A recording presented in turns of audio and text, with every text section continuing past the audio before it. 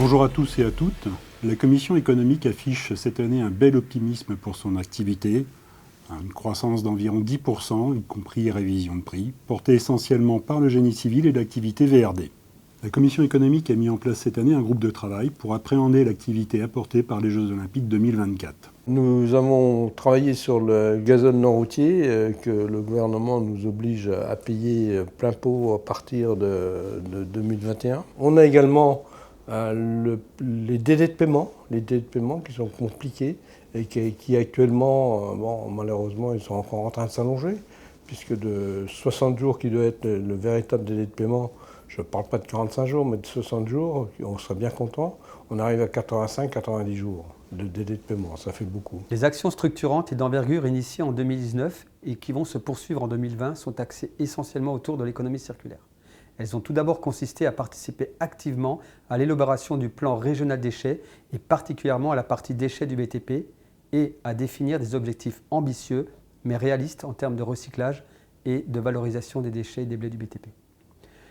Le début de l'année a également été marqué par le lancement de la marque Les Recycleurs des Travaux Publics qui permet d'avoir en Île-de-France un service et un interlocuteur dans le domaine du recyclage bien identifié pour les maîtres d'ouvrage, les pouvoirs publics et les services de l'État et qui anime une communauté de professionnels DTP. Mais notre commission a surtout entamé en 2019 une collaboration avec le Conseil régional d'Île-de-France afin d'élaborer conjointement une feuille de route économie circulaire dans les travaux publics. Cette feuille de route a été bâtie en partenariat avec le CEREMA. Elle définit les engagements et les actions à mettre en œuvre par les maîtres d'ouvrage et les entreprises pour atteindre à la fois les objectifs fixés par la loi de transition énergétique pour la croissance verte et les objectifs dans le plan régional déchets. L'Observatoire régional de France constate en 2019 malheureusement une augmentation des incidents sur le réseau. Il n'y a pas d'incidents très graves. On essaie d'étudier avec l'Observatoire national les causes profondes, ce qu'on appelle les causes profondes des incidents. Et ces causes profondes, on va les détailler. On a mis en place un comité spécial, Observatoire régional Île-de-France, sur ces causes profondes. Nous avons fait une matinale le 20 mars 2019, qui a été très importante, puisqu'il y avait pas loin de 200 personnes à cette matinale. Et on peut dire que cette matinale est très importante en Île-de-France pour les entreprises de travaux publics et les opérateurs de réseau. On s'aperçoit qu'on ne se connaît pas.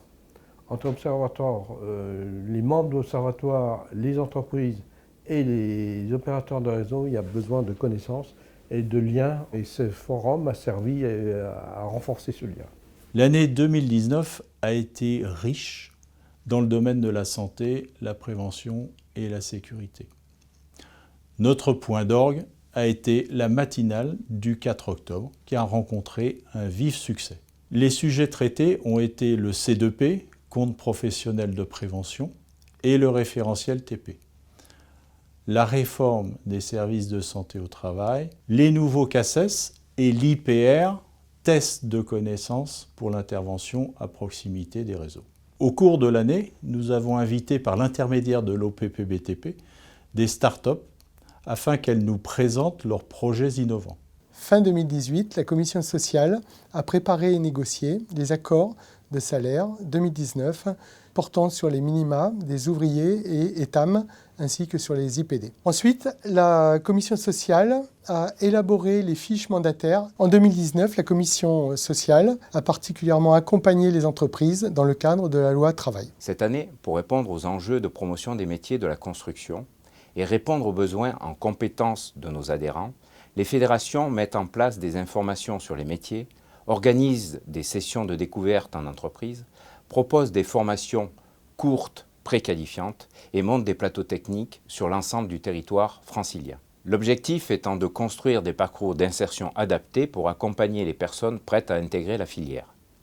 Nous avons diffusé à nos adhérents des outils réalisés par l'Observatoire, à savoir le modèle de mémoire en insertion pour accompagner les entreprises dans leur réponse aux appels d'offres, le modèle de mémo sur les clauses sociales réalisé et actualisé suite à l'apparition du guide de la Direction des affaires juridiques de Bercy sur les aspects sociaux de la commande publique. Nous continuons à travailler avec les acteurs de l'insertion en Île-de-France.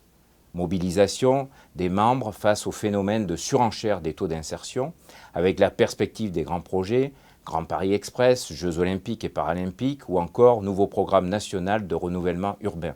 Collaboration avec le service public de l'emploi régional, devant la difficulté à trouver des candidats malgré les forts besoins actuels et à venir en compétences des entreprises.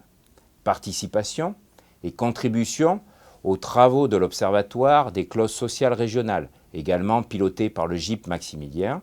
À terme, cela permettra d'avoir un outil de suivi et de veille sur l'impact de la clause sociale en matière d'insertion professionnelle en Île-de-France. D'abord, dans le contexte de la réforme de la formation professionnelle et de l'apprentissage, nous avons accompagné les entreprises dans la compréhension de cette réforme et de son application.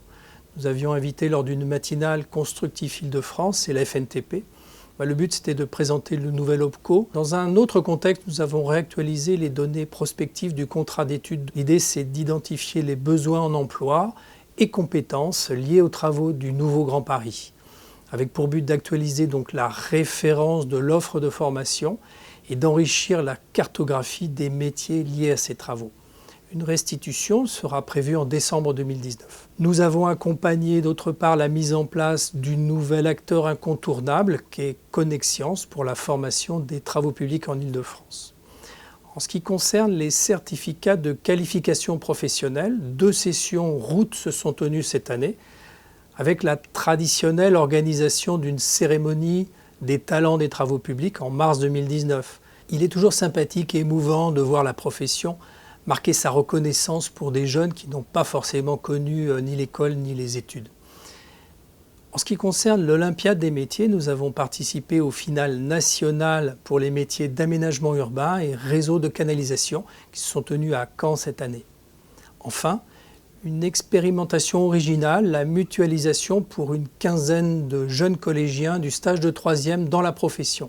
En effet, on a mis en place un partenariat avec le collège Léonard de Vinci d'Éragny-sur-Oise et la profession. Pendant toute une semaine, 15 jeunes ont découvert nos métiers.